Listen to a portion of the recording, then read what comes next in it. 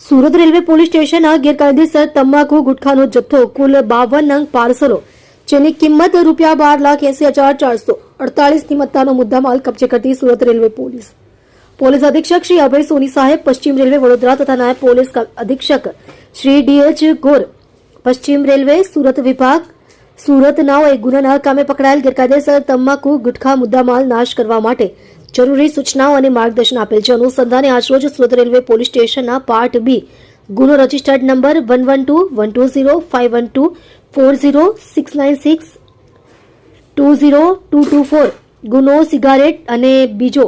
તમાકુ ઉત્પાદન અને વહેંચણી અને પૂરું પાડવા પરના પ્રતિબંધ અધિનિયમ 2003 ની કલમ 7 અને 20 મુજબના કેસનો આજરોજ ભટાર ખાતે મ્યુનિસિપાલિટી ડમ્પિંગ યાર્ડમાં ગેરકાયદેસર તમાકુ ગુટખાનો જથ્થાનું વજન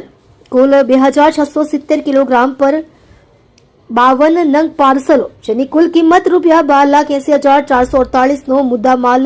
નાશ કરવા માટે નામદાર કોર્ટનો હુકમ મેળવી હુકમની શરતોને આધીન નાશ કરવામાં આવેલ છે.